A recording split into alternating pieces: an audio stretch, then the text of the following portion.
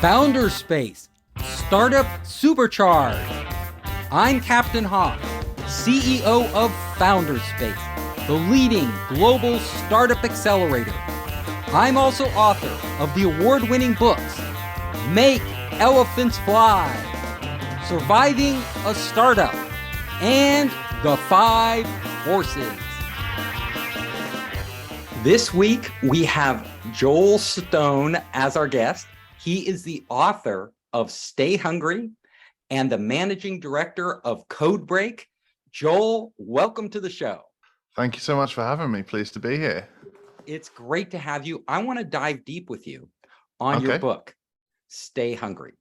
Sure. So tell us a little about your book, how you came up with the idea, kind of the big change that you're trying to make with this book.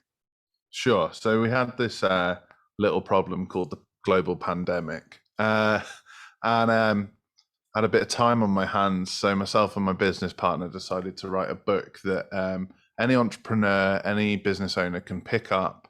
And if they've ever felt like marketing might be witchcraft and wizardry, they can take our book and from chapter 1 through 10, really practical, easy to implement advice that will work for anybody. Great. Now tell us, I'm an entrepreneur, work with hundreds of entrepreneurs out there. We're all having trouble marketing. We all know we could do a better job. But a lot of the entrepreneurs I work with are early stage. They don't have a lot of capital. So they want to market, but they're not yet, they haven't pulled in the millions and millions or billions of dollars in funding. They're at the earlier stage.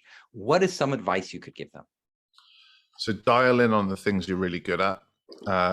So I know when I was a startup business, I know some of the startup entrepreneurs that we work with now, early stage businesses, the temptation is to try and do a bit of everything. I must post on LinkedIn every day. I must post on Facebook every day. I must do an Instagram every day. I need to get it on TikTok.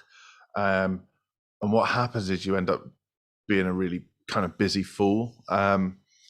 And what my number one piece of advice would focus on something that you feel passionate about and that you're good at. So let's say it's Instagram, and decide there and then, right, I'm going to post a piece of content to Instagram every day that aligns with the vision of my business. So it might be on a Monday, you post an Instagram post that talks about how, as a owner of your business, you prepare for the week. Then Tuesday, you would post about a project that you're involved in. Wednesday, you'd post some social proof on a case study of something that you've done in the past. Thursday, you would do something about one of the members of your team. Friday, you'd do something about how the team winds down for the weekend. Saturday, you would do a piece of advice that will help entrepreneurs who maybe are sat there kind of twiddling their thumbs because they're not very good at weekends. And then Sunday, you would do something that prepares you for the week, and repeat, rinse and repeat, rinse and repeat, and always leave a call to action in that post that basically says, look, if you'd like to know more, DM me and we can talk about it. Be that specific. Don't just try and do every platform or try and do every email funnel or try and do every advertising campaign, because you can't afford the time or the money yet. Yes. And I found myself in the same boat, and I know most entrepreneurs do. It's overwhelming. There are so many platforms, and each of these platforms is different. How people use them is different. The type of content that goes viral and gets shared is different. The type of, the productions you do and the quality of the productions are different. So I think that's really good advice, is just focus on one and make it a super success rather than spreading yourself out and having all these, not very successful social media channels, which most people do, that don't get any real traction. The other thing you mentioned that I like is you walked us through an example of a person's week. Now, a big challenge I think entrepreneurs have is, sharing stuff about ourselves. Some people are really good at it. And some people can find something. They're like natural storytellers, natural entertainers. They can find something every day and make it sound really interesting and informative and something that somebody will want to read. Other people, honestly, are a little boring. Like they're good at their business, like they know their business, but they just aren't that naturally entertaining person. What does somebody like that do? So that's really interesting, because I definitely have felt like that person in the past. And there's two parts to that. One, you've probably built your image, your business in your image, and not realized you've done it. And two, you're never as boring as you think you are. So what's boring to you, like the fact that you get up at 5 o'clock to get all of your personal life out of the way so you can concentrate on running your business, is absolutely fascinating to your customer base. Or the fact that you go swimming at every lunchtime so that you've got the mental capacity to get on with the day for the rest of the day because you work long hours, is really interesting to people. And it's kind of you've got some people whose ego maybe tells them that they're really interesting and they should share every piece of food they eat with their entire audience. And then you've got some people whose ego does the opposite and bullies them and says, look, you're not interesting, you're boring. Well, you're not. It doesn't matter what business you're in, you've got something to share. And the other thing that comes from this is that sometimes people are scared to let people see behind the curtain, but that's exactly what they need to see to buy from you. So it's that kind of like, this is what a day in the life of me as the CEO of this company looks like. And therefore you're more relatable. There's more know, like, and trust, and they're more likely to buy from you. So you want people you're recommending that as an entrepreneur, a CEO of my business, people want to know me as a person. And if they connect with me as a person, they're much more likely to engage with my business. So you're talking about social media as really sharing who I am, like what's going on in my head, what's going on in my life. Some people are better at that than others, honestly. Some people want to share, or they always have something, and just other people have trouble. And then how do the people, like, some people are good at that. Like they always have something interesting. Honestly, when I think about my day, I'm not very good at that. Like what, because I think, like, people don't want to know what I ate for lunch. People do not want to know, what time I got up in the morning. I automatically think that, but you're telling me people do want to know that? Yeah. So that's a really good point. So particularly if you're a startup and anywhere up to kind of like 5 million, you're still the face of your business, whether you want to be or not. You are the face of your business. And like my most successful post in the last 3 months was, I did a story on Instagram, and all it listed was from 5:30 a.m. till 8 p.m. at night, my schedule for the day. People loved it. I added a few emojis for kind of to jazz it up a little, but ultimately that's the post that's reached the most people, because the day in the life of an entrepreneur is strange. It's different to what most people see, and that kind of like, wow, you're really dedicated to this. Like there's not much room to breathe there. You live by your diary. That kind of thing fascinates people. So you're saying be genuine, just put it out there. Don't worry about whether they're interested. Just share your life. Now, I have a question. There's some social media channels that where the entrepreneur will really focus on themes. Like they may focus on giving financial advice, like, and they're not talking about themselves. They're talking about like financial advice they're giving. Others will focus on giving advice to their industry. Like if they're a pet care business, if they're running a pet care startup, it will all be about different pet care tips and things like that. Those aren't as and some people blend the personal with that. What's your take on that? Is that a better approach? It's a cool, if you put value out there, value will come back to you. That's just a proven thing, that the more you put out, the more will come back to you. But the problem you will have is, say, let's pick on the pets business. So you sell pet merchandise, pet toys, pet food. What's to stop all of your competitors doing exactly the same thing? So they can just post all day, every day, tips for looking after your dog, tips for the best dog food to keep your dog's fur looking sleek. Anyone can do that. What's the unique thing about your business? Now, it might not be that you're the unique thing about your business. It might be the unique thing is that when people come to buy dog food from you, there's a dog playground outside where all the dogs get to play together. So focus on that. Or it might be you have a cafe at your dog food shop. And so all the local dog owners come and have a cup of coffee, and you can kind of focus on the conversations that have been created there, the different dogs that have visited that day. But you've got to have a bit of a narrative. You can't just be the company that posts a few tips and advice here and there and expect an influx of inquiries. It's not how it works. Okay, you laid it out really well. That's really good advice, because so what you're saying is, even if you're going to be product focused or advice focused, it has to be personal. It has to be unique. It has to be the soul of your business, or the soul of who you are. And the closer you get to that, you're saying the bigger response you'll get from your customer base. I think so. I think if you are not confident about bringing your personality forward, that people will sense that, and that will hold your business back. And what happens is then when you get into things like the sales process, people kind of question your authenticity, when it's not a lack of authenticity, it's a lack of confidence, but they can't tell the difference, and then you lose the sale. Yeah, I totally get it. And they don't, and you have a dead Instagram account, or a dead, Yeah, exactly. nobody's responding to your tweets, which doesn't look good. Let me ask you another question. So there's some people, let's face it, who just will never be great at social media. Should they just not do it and focus on other things? There's an argument for that, for sure. It's not the only way to build a business, particularly at startup stage. So many businesses do really well from word of mouth and referrals at that stage. Maybe they've dropped out of industry to start up, and for the first 18 months, they should focus on all the phone numbers that they've got in their phone book and calling them, asking them, Yeah, who do and they startup know founders are super busy, right? So some of them Yeah. just don't have time for social media, or don't want to make the time. They'd rather focus in different ways. Let me talk, and stay hungry. What other key pieces of advice do you give entrepreneurs? So we got the social media one. Give us another.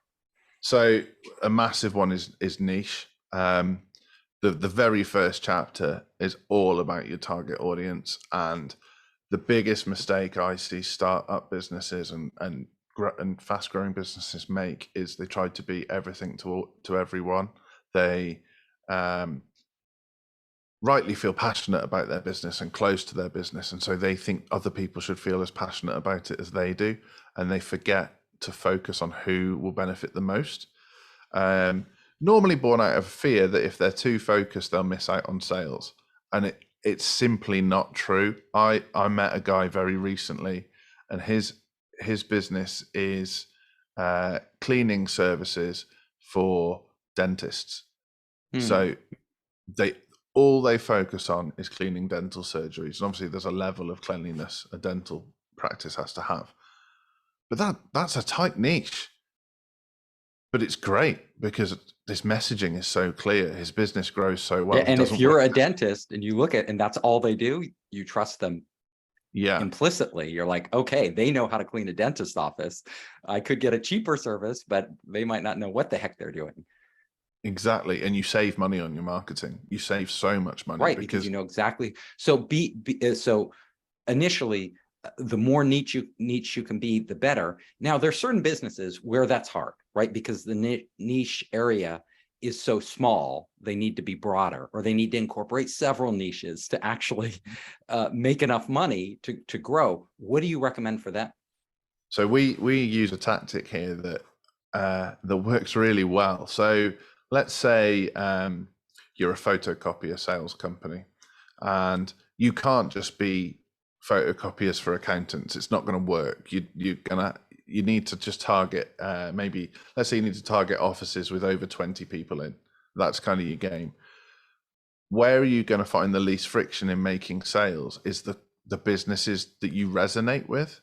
So something we built into our digital advertising, Andy, my business partner, is a big Star Trek fan.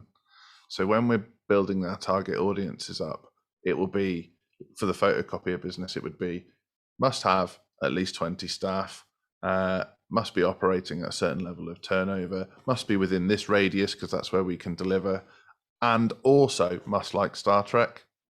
And what happens is you jump onto phone calls and you slip in a little fact about Star Trek, and the person on the other end of the call gets really, really excited. And the business is done before you've even talked about photocopiers. So, and what you're really talking about is you're getting on a platform like Facebook where you can figure out if they like Star Trek. So you Yeah, can and figure out if they're a fan. So you're using that data, that insight, to connect with your customers. precisely, and then you're niching on personality, not on business type. Interesting. Okay, I hadn't thought of, focusing in on, and you could do that over and over on different areas. Like you could do Star Trek until you run out of Star Treks, and then go for something else. So Yeah. let's say as a business, our business is quite loud. It's like our emblem is a dinosaur. So let's say one of our things is we're only going to target CEOs that like dinosaurs. Well, every time they see one of our adverts, chances are they're going to see this dinosaur illustration. It's going to click. It's going to make sense. But if I was to say, I only want to work with CEOs in businesses between 1.2 and 1.5 million, and they need to be within a 20-mile radius of here, I'm probably going way too narrow. Mm-hmm. So with this niche and with this this kind of targeting people who have certain passions and trying to build that passions into your marketing, do you recommend building like different landing pages for different passions? So when you're targeting customers with different passions, or exactly that, exactly. So you might have on the front end, your advertising would be different. So the visuals you use, the wording you use, you might not be so on the nose that you say like, I don't even know much about Star Trek. It was a terrible example to use, but like, I don't know. Have you been on the latest Starship Enterprise? Blah, blah, blah. You wouldn't be that kind of on the nose with it, but you might just sort of hint at some interest in sci-fi, and some of the visuals you use might be a little bit more sci-fi. And then the landing page they land on kind of hammers it home a little bit more. And then by the time you have the conversation, you're kind of not talking about photocopiers anymore. Okay. Okay, let's move on to number 3 piece of advice. So is there a third thing our entrepreneurs can take away that they can use in terms of marketing? Yeah, and it's understanding the lifetime value of a customer. So many startup businesses haven't done their research in terms of knowing, one, what a transaction is worth to them, and then 2, how many transactions that customer will make over a lifetime with them. So they can't make marketing decisions because they don't know what to budget. And so I will very often sit down with a business owner and say, what's your cost per acquisition? And they don't know. And then I say, okay, what's your cost per lead? And they don't know. And then I say, okay, what would you be willing to pay to acquire someone? I don't know. Okay, how many leads do you need to acquire that person? I don't know. Well, where do I need to start? You need to start by calculating the lifetime value of a customer, because until we know that, we don't know what anything's worth. So we don't know what you're willing to spend, and we've got no starting point. And it blows their mind because time and again, they've met marketing agencies that are talking to them about how many times they're going to post on Facebook, how much reach they need, how to get their name out there, what color the logo needs to be. And yet they haven't done the fundamentals yet. Yeah, the fundamentals are critical. LTV, every entrepreneur needs to know exactly how that works. Yeah. Let's go deep in a little different area. So a lot of people, especially if they're doing B2B sales, not direct to consumer or anything like that, they use LinkedIn. Do you have advice for, LinkedIn? There's so many people contacting me on LinkedIn. I don't respond to most of them because they're trying to sell me something. Sure. We don't like to be approached and cold emails the same way. They're just trying to sell you something and you're kind of automatically screening and deleting them. How do you break through that if you're an entrepreneur? Yeah. So weirdly, I've just done a podcast about this very subject. So 20 years ago, everybody had to leave their phone off the hook if they had a landline because they were getting so many cold calls. And LinkedIn has become that playground. It's like, I'm scared to look at my LinkedIn inbox because somebody's going to offer me a mortgage. And that's kind of where we're at. And that's a lot of noise to cut through, particularly for B2B businesses that kind of think LinkedIn is the place to be. And LinkedIn, for some reason, has also become the place where everybody hangs out their dirty washing. It's like it's a tricky playground at the moment, and you just can't do that to people. I completely respect that you should be actively looking for people to connect with on LinkedIn. That is a cool tactic. But you shouldn't be trying to sell them in the first message. You need to connect as humans first. You need to kind of say, like, I saw your profile, your last post about washing machines was really insightful. Thank you for putting this content out there. I got a lot of value from it. And then just engage, and over Now, time build those relationships. but do people feel sort of deceived when you say you like their post, or you say something about their background that you figured out from their profile, and then you segue into selling them something? Do they feel like, So they just wanted to sell me something? yeah, It's yeah. all So BS, that first yeah, part. sure. Don't say it if you don't mean it. That's number one. Do not say things that you don't mean, because you will get found out. And number two, don't segue too early. So give them a chance to get a feel for what you're about first. You know, once you've connected with someone, if they've accepted your connection request and read your message, they'll probably go look at your profile. So make sure there's something valuable on your profile. The post pinned to the top, maybe that's a short video outlining your services and some social proof. But there's an element of patience that a lot of businesses forget. And so a lot of coaches out there now, a lot of marketing companies out there now are saying, look, spark up a conversation, segue to sale. And I simply don't think that's true. I think I don't either, because people are too savvy now. They're just, yeah, and we get bombarded, right? We know everybody's trying to find a way in to get our attention. And then we feel like, they're manipulating us, gaslighting us if they switch to sales. Even if they switch to sales after going back and forth a few times, I'd still feel, like, oh, they just wanted to sell me. And that's a negative feeling. Yeah. So something we use is powerful questions. And this is it is a tactic, but you should only use it from a place of kind of love, really. So if somebody has posted about washing machines, like I said, I don't know why I use that example, but let's say that they run a washing machine repair company, and they've posted about washing machines, and you've genuinely interested in whatever they said. A question you might ask would be, what would be the number one thing that would help you get this message out to more people? So as a marketing company, I could ask that question, and you'd be amazed what people answer when you ask that question. And then just be honest, say, I'd love to help you out with that with some time, but I just don't want to give you the hard sell in LinkedIn DMs, because I'm sure you've got 100 other people trying to do that. And they relax. Yeah, I think in some ways being upfront about what you do, there's different philosophies. Like, some of what I want to do is, if I'm connecting with somebody on LinkedIn that I really want to get through to, is almost just be upfront. This is why I contacted you, specific, be specific and upfront. Like, I specifically wanted to reach out to you for this reason. Yeah.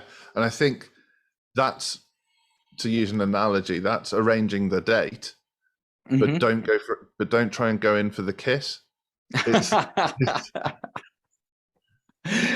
So let's go to other ways that you can, like, for a B2B customer, what are other channels? Like, LinkedIn is becoming very spammy, as you said.